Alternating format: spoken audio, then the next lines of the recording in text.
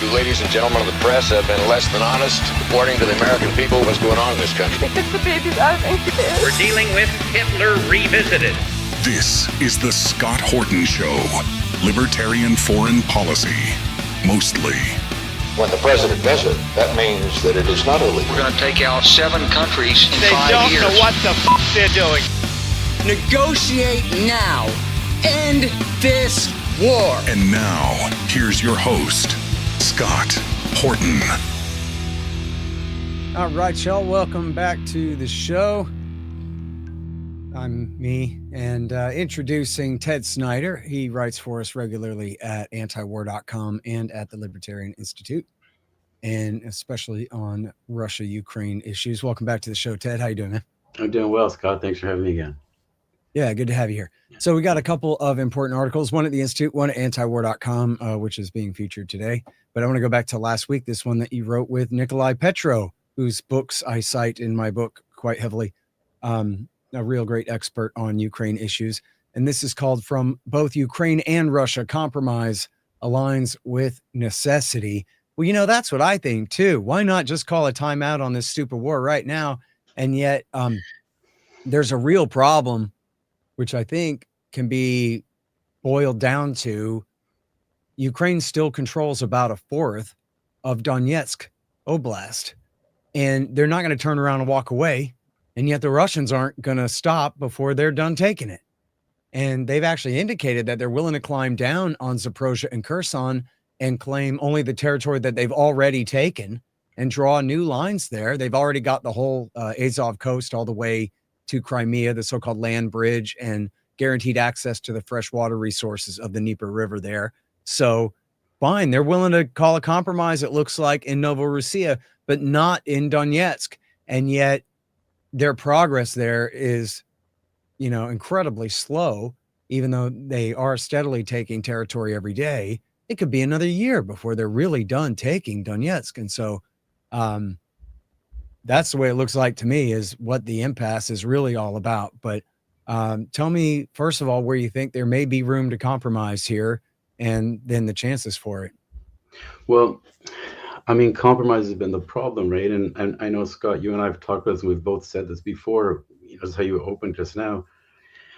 I mean, why not just call it? Because it's going to end with certain things that it would have ended with at the very beginning of the war. Ukraine not being in NATO, Crimea being part of Russia, the Donbass being part of Russia. Before the war, Donbass could have still been part of Ukraine if it was autonomous and the rights of ethnic Russians were guaranteed.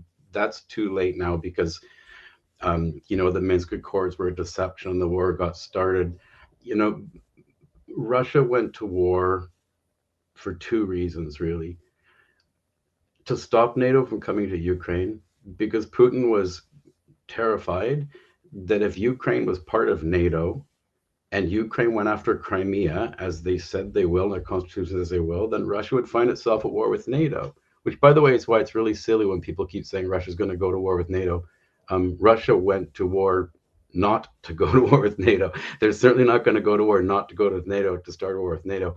So that's going to happen. That's one of the necessities that Professor Petro and I talk about is this war is not going to stop until Russia has legally binding guarantees that Ukraine won't be part of NATO. They're going to win that on the battlefield. They're not going to give that up at the negotiating table. They're going to either get at the table or on the battlefield. And it won't be enough this time to get some kind of promise. At the end of the Cold War, they had a promise that NATO wouldn't expand east, and that promise was broken. They've been stung by that. And it's going to be this time like legally binding. It'll be part of Ukraine's constitution. It'll be declared by NATO. So that's one of the necessities.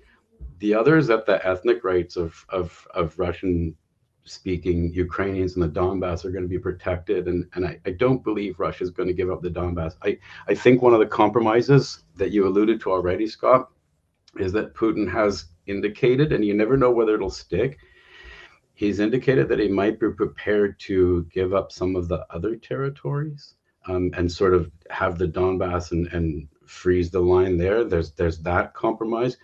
There's the compromise on the European Union. Years ago, Russia was pretty adamant about Ukraine not being in the European Union, because the European Union is not just an economic union. It does imply certain security ties with Europe also. But ever since the war began, really, Putin has been saying that Ukraine could be part of the European Union. So those are two compromises that I think we could see. The frustrating thing is what you alluded to at the very beginning of the show, Scott, is that Ukraine's not going to win this war on the battlefield. This war is going to end the necessity of Ukraine not being in NATO and the loss of some territory. Europe keeps pushing Ukraine to fight the war, to continue to fight the war. It's not going to get better for Ukraine. They're going to lose more people. They're going to lose more land. Europe's not capable of providing the weapons. So they're pushing Ukraine to fight a war that they're not capable of helping them fight. And all that's going to happen is Ukraine's going to lose more people and more land. So it's really very, it's the title of Nick's book, but it's really very tragic, because it could be stopped now. It could have been stopped before the war started. It could have been stopped in the first months of the war. And at any one of those stop phases, the outcome would have been the same. Ukraine not being in NATO and Donbass being autonomous or part of Russia. Yeah. All right. Well, on the first point about NATO membership, at this point, it seems like there's nothing that's going to get Kiev to sign on to that, short of full regime change in the capital city, which would mean not just the conquering of the Donbass, but everything east of the river before they get to Kiev, which is mostly on the western side of it, although not entirely. But, or they could just, carpet bomb the place, I guess, and say, well, it ain't a capital city no more, and declare a new regime based in Kyiv or something. I don't know. They got a real hurdle there, and I think that's the kind of thing that, I don't know, Trump has indicated he was willing to take the Russian position on that before, but now his administration seems to be moving more and more to Ukraine's side. And I don't know if you saw the Seymour Hersh piece where he said that they are now saying that Ukraine doesn't have to accept the loss of any territory whatsoever. And Trump has claimed to have seen a report like this, but General Kellogg has talked like this, that they really think, or they're claiming to pretend to think, that they can help Ukraine retake all of its territory back to 1991 borders, and no reason to stop until then. No reason to give an inch to the Russians now. They had their chance to negotiate on Trump's terms, and they blew it. And so now this is the new take. What do you think of that? I think it's just the continuation of the tragedy. First of all, Putin didn't say no to what Trump said in Alaska. He seemed to be pretty on board, but he wasn't just going to stop the war, right? There needed to be all kinds of details worked out, and Ukraine had to come on board that they would give up that land, which they never did, and Europe never did. So the idea that Trump offered Putin a golden platter in Alaska and Putin walked away, that's not true. But worse than that, Trump's advisors, including Kellogg and Mike Waltz, seem to have impressed upon him that Russia is in desperate economic straits and that the military has been utterly ineffective, and that therefore Ukraine can take more land back, maybe all of it back. Russia, by the way, says that that Trump is telling them something different privately than he's posting publicly on social media. I don't know. But if he's being told that, one of two things are happening. Either Trump is posturing to try to pressure Putin to the table by saying, Ukraine can win and we're going to help them, so you better get to the table because we're going to give them long-range missiles to do it and everything.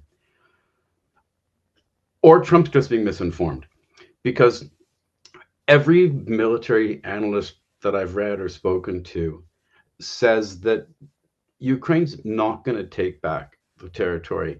And the reason's simple, Scott. If Ukraine stays on the defensive, they're not going to take back any more territory. They're just going to gradually lose more.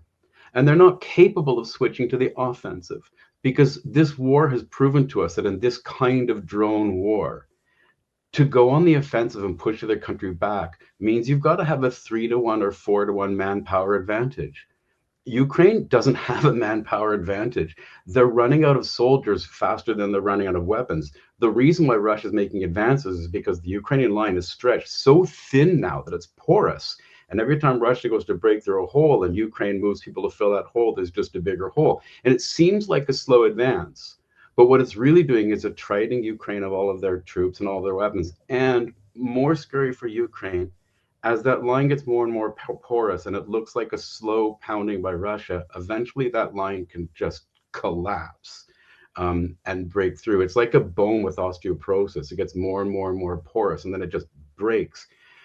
But so Ukraine's not going to push them back on the defensive. They can't go back on the offensive because they don't have the 3-1 or 4-1 manpower advantage. Ukraine's losing people to death, injury, draft dodging. They're losing people. Russia, on the other hand, is beating its recruitment numbers every single month.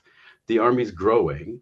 They're producing more weapons than they need now. For the first time in the war, Russia's actually starting to sell weapons again to other countries, whereas Ukraine's running out of weapons. Russia's producing more than they need. Ukraine's running out of men. Russia's getting more than they need.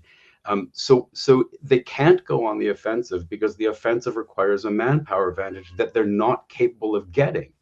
And so the states can say publicly, well, we'll give you a magic weapon, we'll give you tomahawks. Well, first of all, there are no magic weapons. Okay, Russia has missiles like tomahawks. They have missiles better than tomahawks. If that could win the war would be over by now. It's not a magic weapon. But also, Scott, the thing that's really confusing about the promise to give Ukraine tomahawks is two things. One, the states doesn't have very many of them.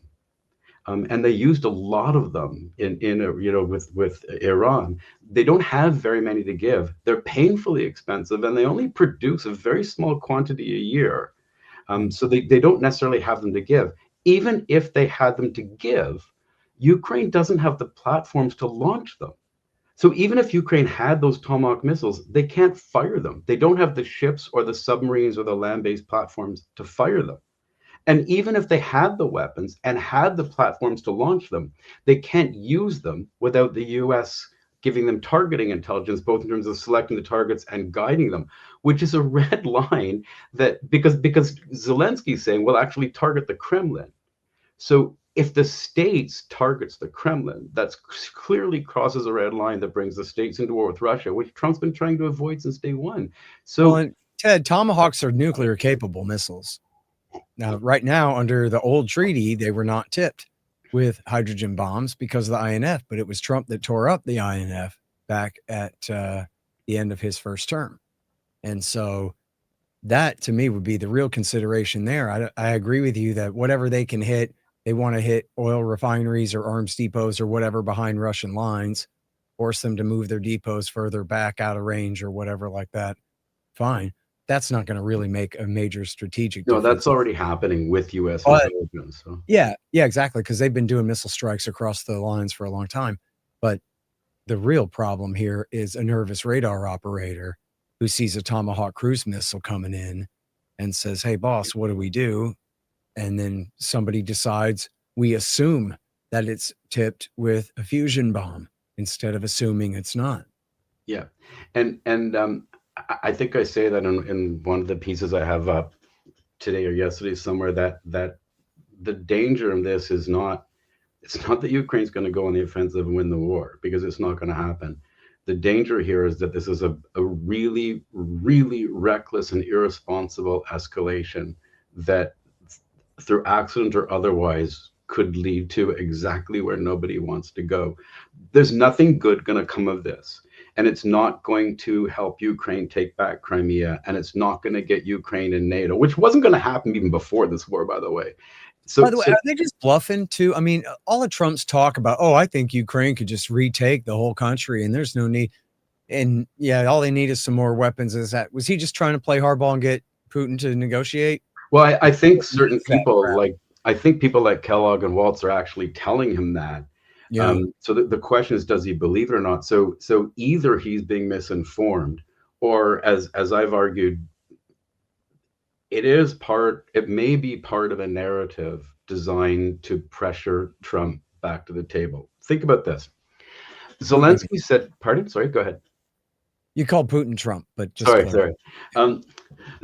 Zelensky said, "This is the weapon I need to force Putin back to the table, whether I use it or not." Okay, so now you get this narrative. You get drones over Poland and Romania and planes over Estonia, and you get Europe all up in arms that this is a security threat to Europe. Russia's going beyond Ukraine. We need to pull the states back in. We need European defense. So you get this sort of outcry to enhance the war. Then you get Trump saying, not only do we need to, that Europe's going back in, that we actually think Ukraine can win, he says to Putin, and we're prepared to give them the long-range weapons to do it.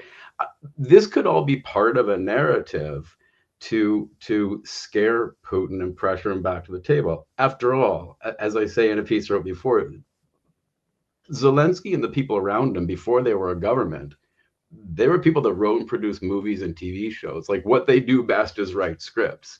And this is a very well-written script to pressure Putin. You've given us the motive by flying over countries in Europe and threatening to expand the war. We have the opportunity because Ukraine could actually win. We have the means because we're going to give them Tomahawk missiles. So you better get back to the negotiating table. The problem is it's not going to work because Putin doesn't believe any of it. I mean, Putin doesn't think that his drones were flying over Poland to bomb Poland. After all, they were unarmed and. Well, hold that thought 1 second, because I want to interview you about that whole piece. Okay. I got questions, but so Putin doesn't believe it because he doesn't believe Ukraine can win the war.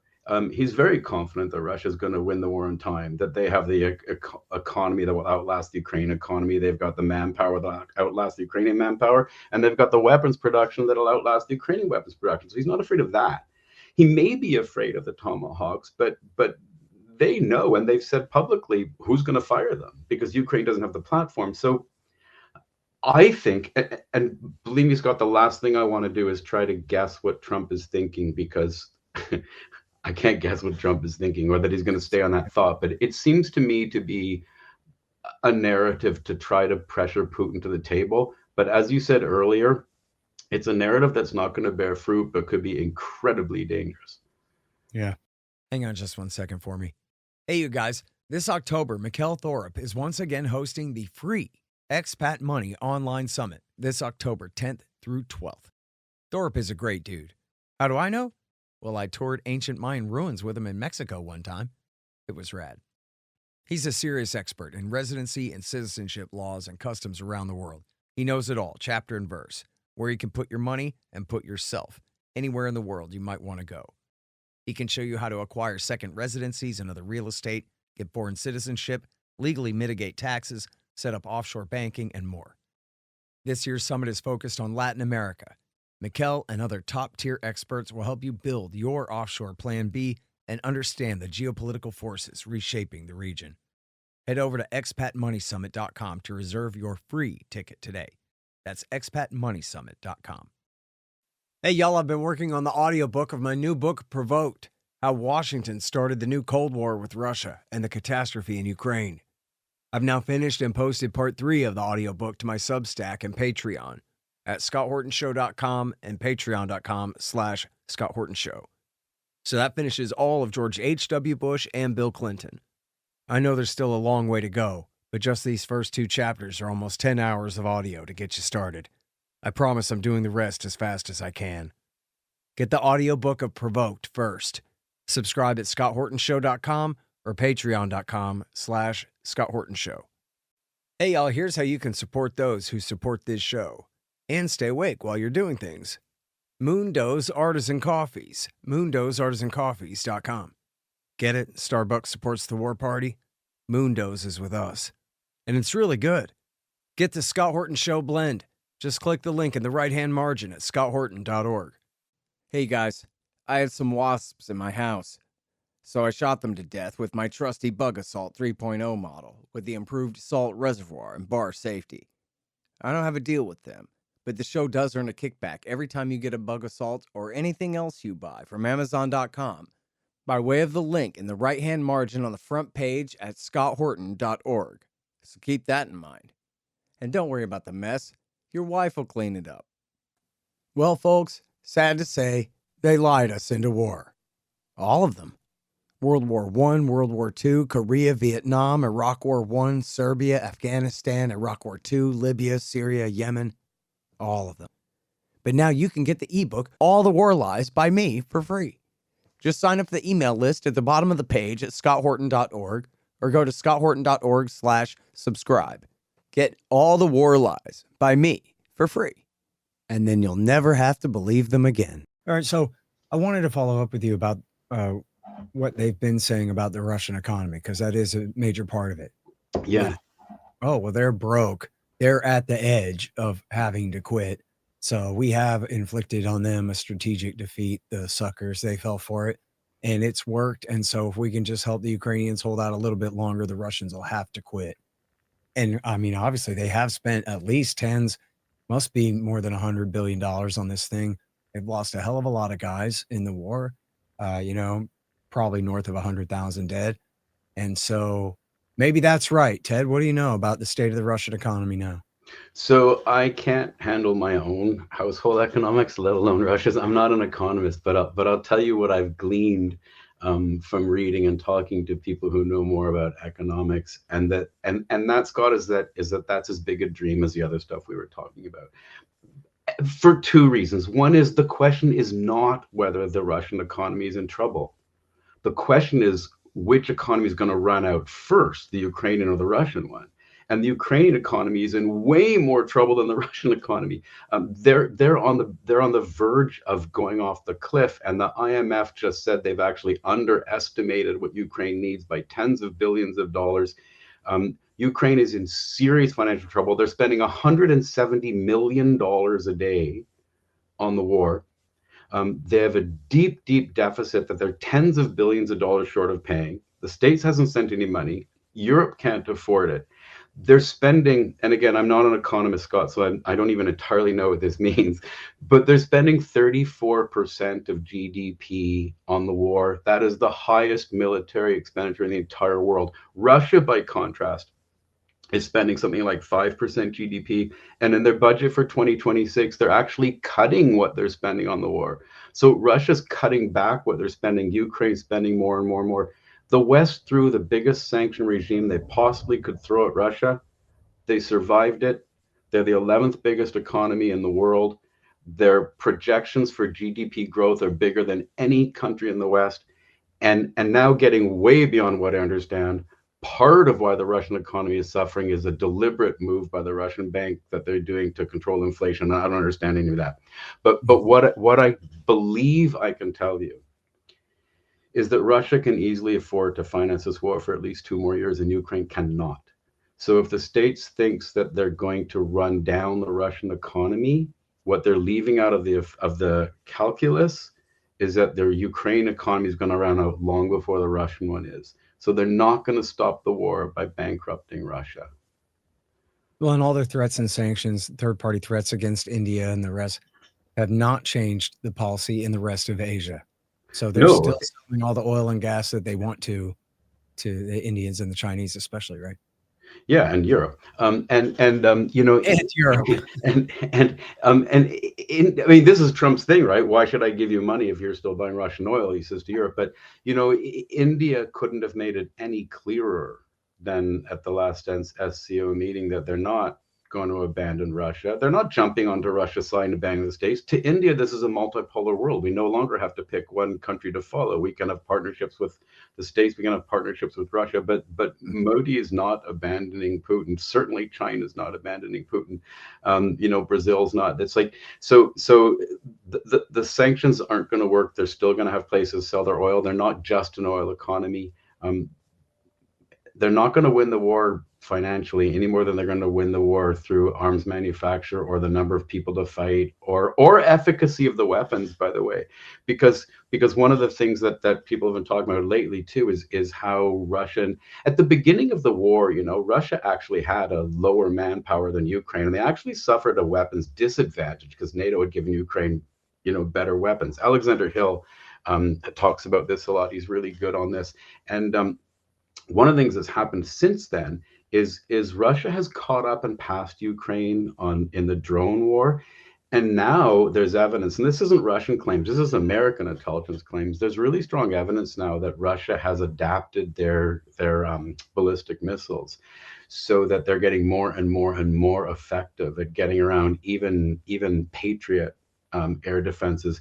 And although Ukraine once had a fairly reputable percentage of knockdowns, I'm reading now that when Ukraine tries to shoot down Russian ballistic missiles, they've got about a 6% shoot down rate, because they've changed their ballistic missiles so that instead of taking that regular ballistic course, they seem to fly and then they seem to drop really fast and maneuver at the last second. So Russia's also gaining the weapons advantage. Yeah. All right. Now, so let's switch to the piece on antiwar.com today. Why were there 3 Russian drones? No. Why were there Russian drones over Poland? It was a lot more than 3.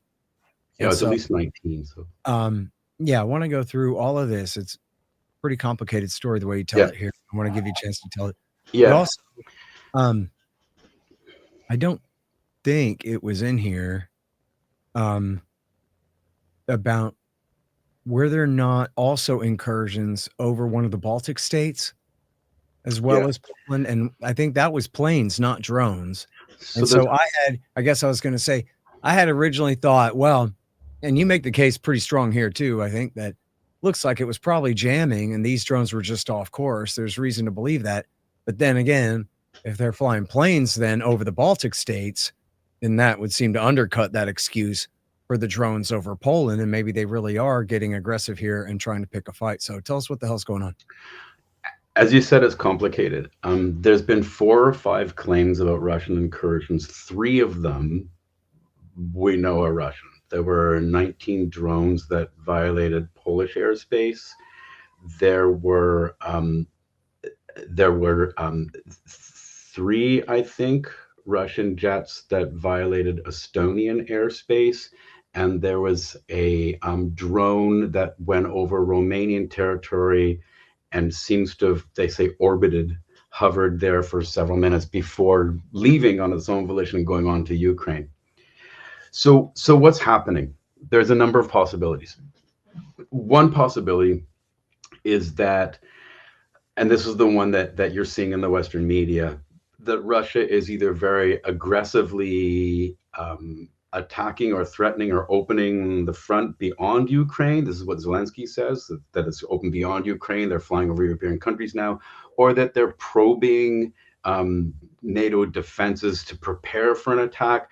So the attack story to me is outrageous. And this is the one that I think is designed to escalate the war. The attack story is outrageous for 3 reasons, Scott. One is there's absolutely nothing on the historical record to indicate that Russia has any desire to expand the war to Europe. The second is, as we said at the top of the show, they're not at all interested in a war with NATO. In fact, they went to war in Ukraine to prevent a war with NATO. It'd be absurd to go to war with Ukraine to prevent a war with NATO, just to use Ukraine to cause war with NATO. It doesn't make any sense.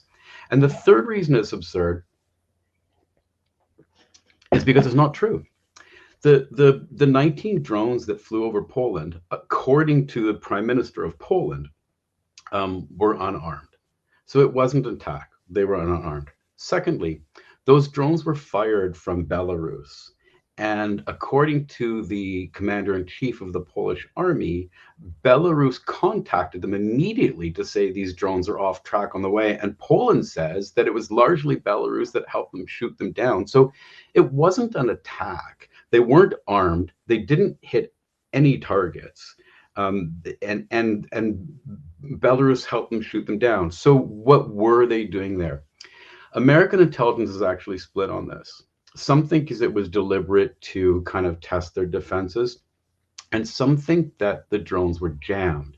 And apparently intelligence sort of split 50-50, but according to some high-ranking US officials, the intelligence community is actually leaning towards, because of the flight patterns, thinking that the drones were off track because they were jammed by Ukraine. This is common. Russia and Ukraine are very good at using GPS jamming, so they don't have to shoot down drones. They disable them. The objection has been made by Europe and by a ton of people in the Western media that, 1 or 2 drone goes off it's jamming. 19 drones goes off, it's not jamming. That's just not true. They just don't understand jamming. Every expert I've spoken to has said that there's multiple ways to jam, and one of them is that you do sort of throw up this curtain and you can jam them all, and they were all programmed together. It's very common.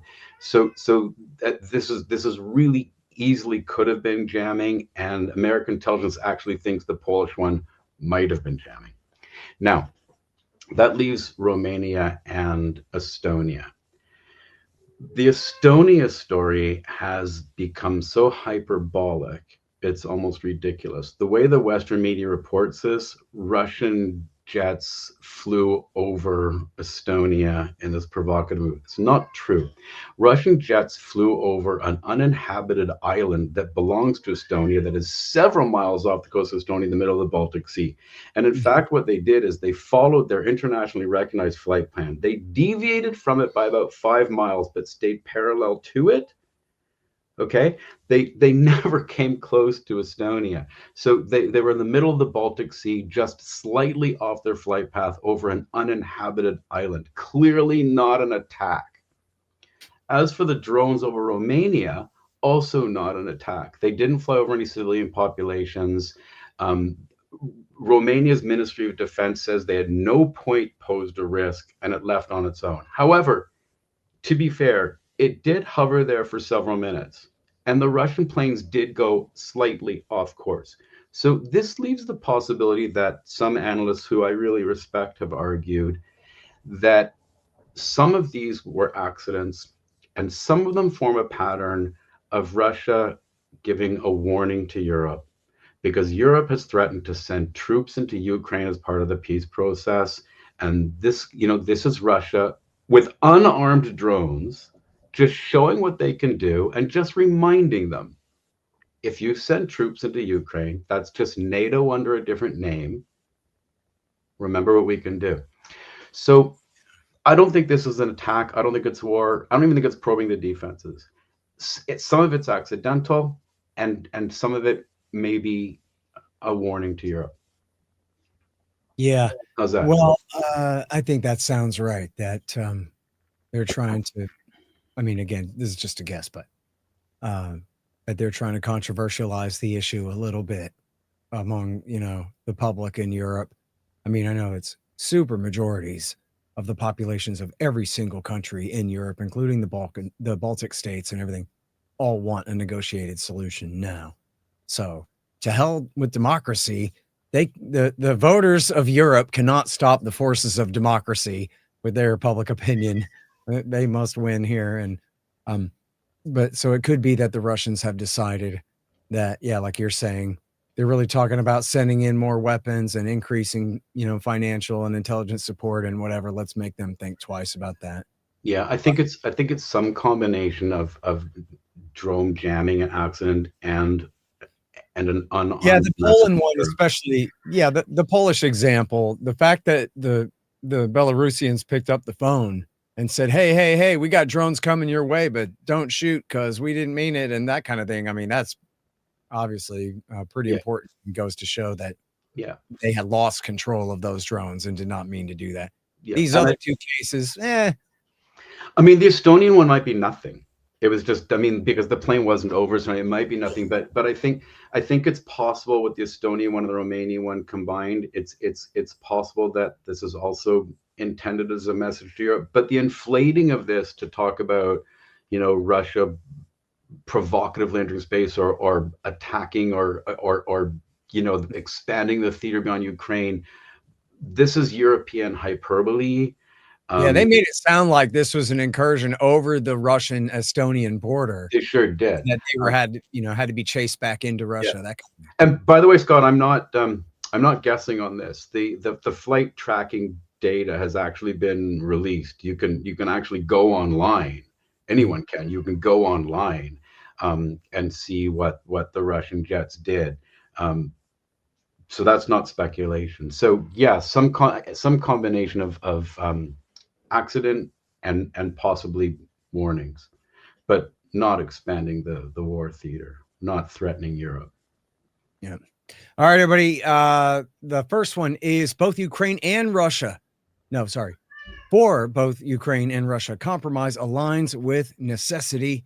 That's at the Institute and at antiwar.com. Why were there Russian drones over Poland? That one's running today, Friday. Thank you very much for your time on the show. Thanks a lot, Scott. It's good talking to you.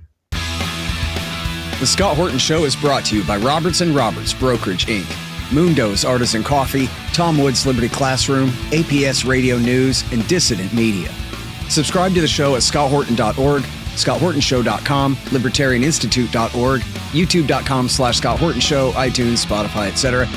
And check out my books, Fool's Errand, Enough Already, and my latest, Provoked, How Washington Started the New Cold War with Russia and the Catastrophe in Ukraine, at amazon.com. And I'm serializing the audiobook of Provoked at scotthortonshow.com and patreon.com/Scott Horton Show. See you next time.